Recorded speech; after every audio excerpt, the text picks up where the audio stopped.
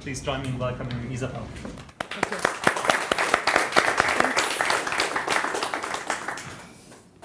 Thank you for the invitation, for organizing the event. I think it's a fantastic occasion to speak about. If we just look at the topics we've covered so far, it says really something about the richness of the work of Cedric Price. The volume of that book over there says a lot about, I think, the richness of the work. So it's great to be discussing it. So maybe to start, I would not consider myself a Price specialist or a Price scholar, especially not compared to the other panel members here today. But I do encounter Price's work or encounter Price as a figure and his ideas very regularly in my own research. And so the first contact is, Price was of course very much concerned about not just architectural ideas, but architectural pedagogy. So for him, pedagogy was extremely important. That's the place where you start making foundational changes in the discipline and the profession. And I've looked a lot myself at, is this the, yeah. Yep, that's one. So I've looked myself a lot at radical pedagogies in the 1970s, particularly in, this is my work on Brussels, which I just show out of for sheer information to contextualize what I've been working on in relation to Price. The work with, connected to the French-speaking architecture school La Cambre, where students would, as quasi-militant students, work together with architects, particularly Maurice Culot was a key figure, and local activists, urban and political activists, on what they call counter projects. So there were projects that would criticize a particular situation, but at the same time develop alternatives. And that's a particular tool of criticism that I have studied into detail. Here we see again this coming together of local activism on the left, architectural discourse on the right-hand side. This is an architectural conference book, and education. And I think this connection between discourse, pedagogy, and the project of architecture is again very important in that period of time. So we're looking here at after 1968 in Brussels. This is what they became associated with, La Reconstruction de la Ville Européenne. This is where I've written about it. I'm not saying this to promote my book, but because that's where I've written about it. And there is a CCA book as well that I would strongly recommend as the book as a whole about, it's called The Other Architect, and it is a collection of ideas about other kinds of architectures, including the counter projects. But also I encounter Price when I'm looking at, in my current research, practices in Belgium. So I'm looking at projects that have been realized. I'm looking, of course, at debate culture, periodicals, magazines, conferences, and the sorts.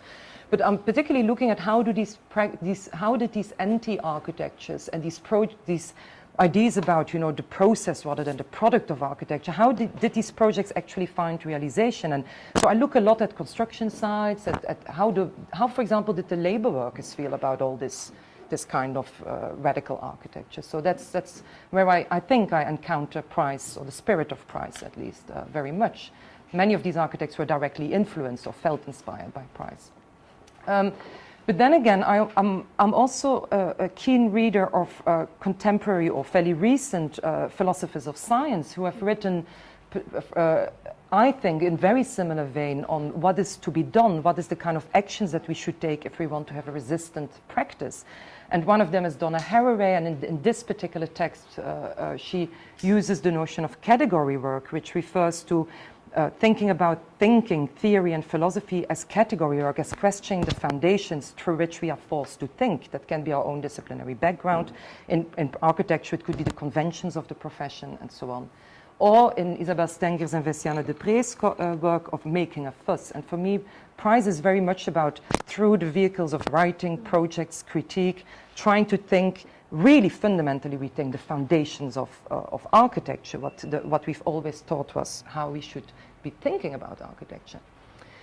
And I encounter him also in very surprising settings. This is, for example, from the AEA website, where you can download and you can watch the different talks given by architects in the hot summer of 1976 in London at a series by ArtNet called The Rally. And this is Maurice Culot, the person who I've studied quite closely in the context of Brussels, giving a talk. And interestingly, in that talk, and this is the abstract on the AA website, we can see that in the Q&A session at the end, there are several exchanges with Cedric Price, and I think that's put mildly. There were some very vivid and very lively exchanges, not to say quite strong arguments. But I think it says something about the importance of Price, that even he's mentioned in the abstract of a talk because he was sitting in the audience and took part in the Q&A, and he had some very important things to say. So in this talk, and I think it says a lot about how Price thought about architecture, he criticizes Culot for suggesting that people should move back to the abandoned city centers, because he says, well, you see the danger, and I'm quoting here Price, you see the danger of encouraging people to live in the city is that they become dependent on central services such as dustmen, sidewalk repairers, bus drivers, milkmen, sewer cleaners. All those jobs are at the lowest paid jobs. The labor force you end up creating is not just the lowest paid labor force, but the labor force that is always at the end of the queue. So he thought it was, and I'm quoting Price here again, he said, I find it a very wrong sort of socialist theory, because of course Culot comes from this socialist theory. But it says a lot about that for him, architecture is very much embedded in this much wider network of societal conditions. So if we follow for today Buckminster Fuller's question that he allegedly repeated, asked whenever he would have a 20-minute moment with someone in the car or in other settings, he would say, okay, what is the most important thing we can be thinking about now? How can we use this time to think about important things? And I think today is, of course, part of that. And for me, one important thing in relation to Price is, and about the relevance and the timeliness of his work, has to do with the fact that for him, there was always a question about what makes architecture useful. How can architecture and architects be useful? And I think that seems a very straightforward question, but if we look at the range of projects and writings, I think we see that this wasn't as, this was a question that needed asking repeatedly. So I think this is a quote that I really like from Price, where he says, society does not owe architects a living, and not necessarily attention either. And I think it's a beautiful way of actually describing that architects indeed have a wider societal responsibility and should perhaps take that more seriously than they are necessarily doing.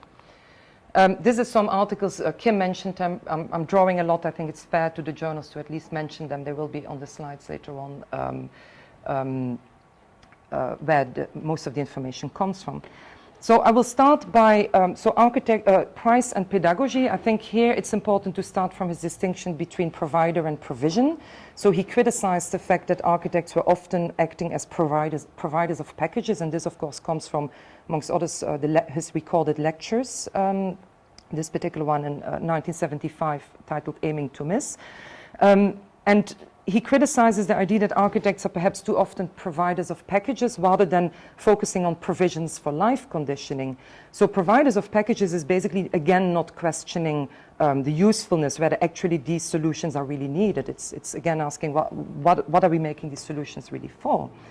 And in terms of education, I think it's interesting to see that he connects this responsibility already at the level of education by making a distinction between learning, which he calls as natural as fresh air, but at the same time education, which he criticizes for being elitist, formal, and he likens it to a sausage machine. And I think the notion of learning is, of course, central to Price's work, and trying to fight pedagogy as a sausage machine.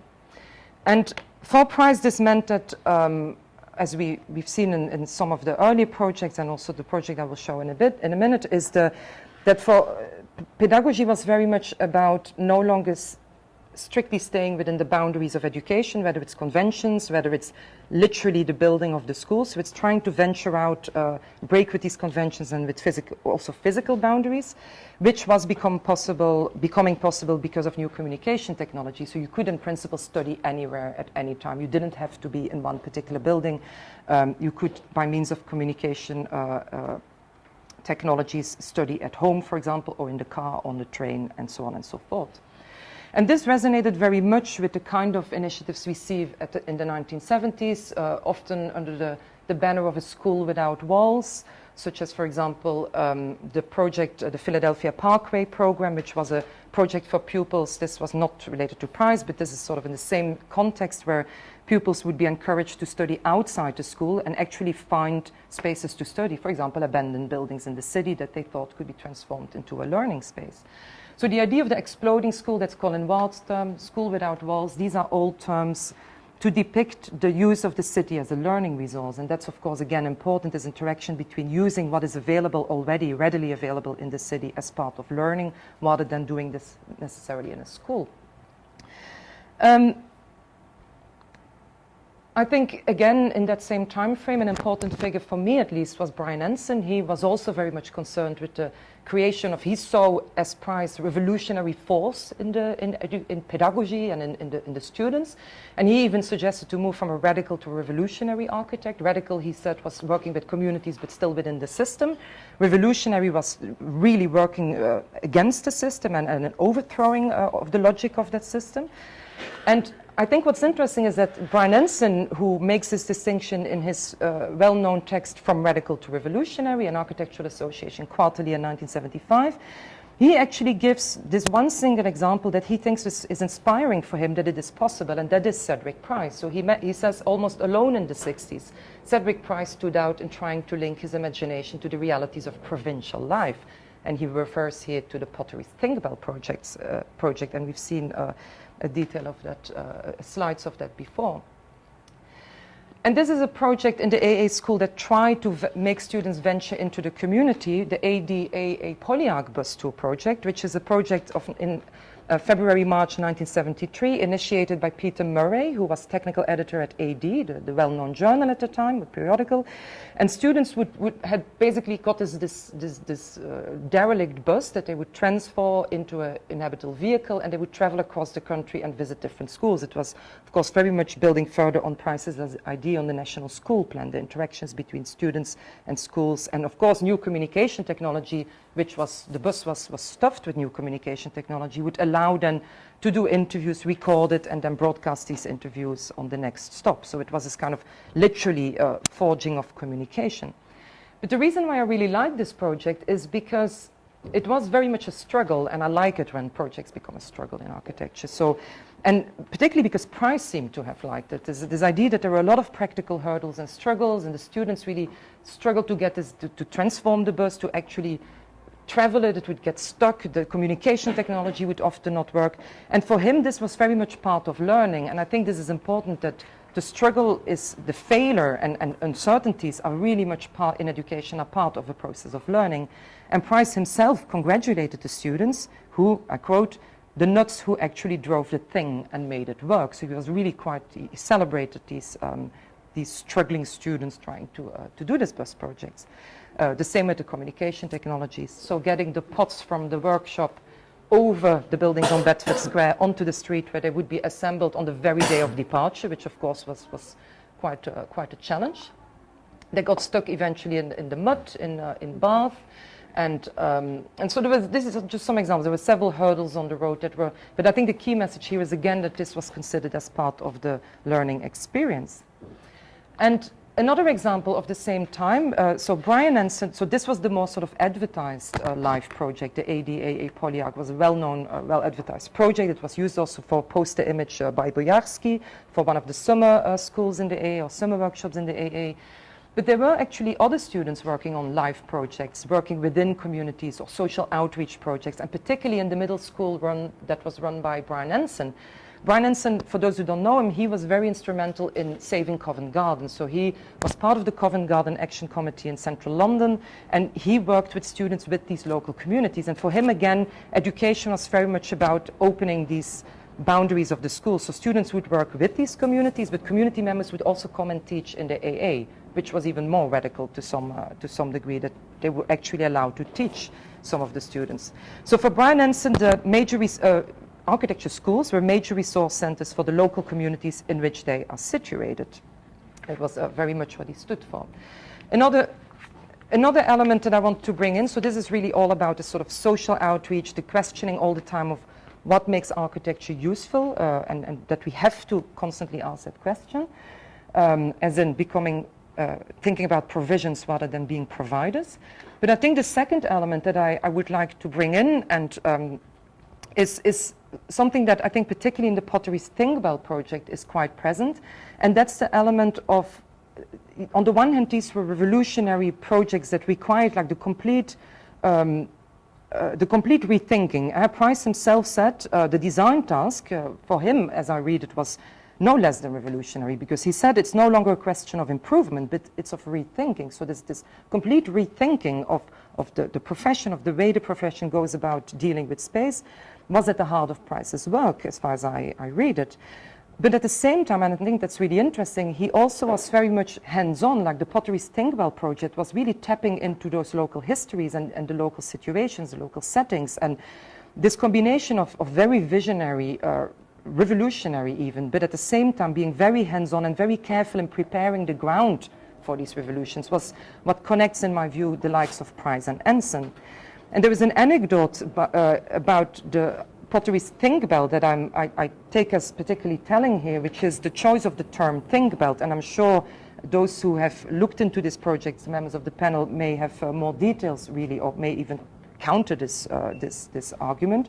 But at least according to Martin Poli, who wrote regularly in AD, often under the pseudonym Rupert Spade, he argued that Price, when he chose the word Think Belt, he chose these words for creating something generally new. Instead of, and I quote Martin Poli here, instead of clear and simple languages, one needs daft words, think belt, fun palace, stupid words that embarrass people. Then you have a clean slate upon which you can place any meaning you want. Yeah, perfect. So it's part of the preparation of visionary revolutionary architecture that you need also to rethink even the terminologies that we use to depict these works.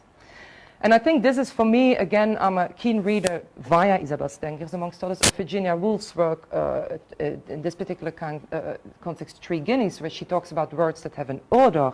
And I think, again, it's, for her, a project of resistance is changing the order around words, the atmosphere that is created by words, and hence can change its agency. And I think the naming of Think Belt can be seen as part of that work of changing order of work. Another hands-on approach by Price for me is the fact that in Pottery's Think Belt, it's not just about the project, but it's again about labor. So for him, very hands-on. On the one hand, he believed that architects should do not necessarily deserve the attention of society, but if they do something good for society, that society considers useful, then they should be paid. And I think that's an interesting quote as well, where he says, in contrast to that earlier citation I mentioned, if people are doing a job society wants them to do, they must be paid for it. And as a consequence, in the Pottery's Think Belt, he argued that students who would be working on this scheme would be, within the scheme, studying and working, should hence not be paid student grants, but salaries. So for him, this was part of that very pragmatic approach again. Colin Ward, but I won't go into this for time reason. Colin Ward very similarly wrote a lot on the requirements of an architectural practice, the RRBA requirements. He was writing about this already in 1962, and why, what should, the sort of very pragmatic changes that we need if we want revolutionary changes to the system. And for me, Price is very much a figure who had similar attempts. And then to finish, and that's a more speculative note, one of the questions I have, if we think about the timeliness of and the relevance of Price's approach today, particularly this constant reminder of what makes architecture useful, does society actually need the kinds of architectures that are produced? I think this is very much part of the questioning that we find in contemporary, very vivid debates on the Anthropocene and the environmental challenges we are facing. And often in these literatures, there is a strong argumentation for the need of new kinds of stories, new kinds of imaginations, new ways of asking the question rather than solving problems. It's very much part of that whole debate. And for me, Price has something to say, of course, bearing in mind that he wrote in a very different time frame, but not actually the time where these authors also go back to, one of the main periods of emerging environmental awareness. So, and I think this is for me an important element in those debates, and the idea of creating new stories and new imaginations. Triggering new imaginations allows for different possibilities to emerge, and for Price this was also about architecture creating a call for architecture to create new appetites, new hungers, rather than solving problems. And for me, what I thought was really interesting when Samantha at the beginning, when you mentioned his sense of humor as one way of doing that, I think that is also a way of creating different design possibilities, I think you called it. And that's very much in demand in the environmental debates at the moment, where for me Price has surely something to say. Yeah. I'll finish up there. Thank you.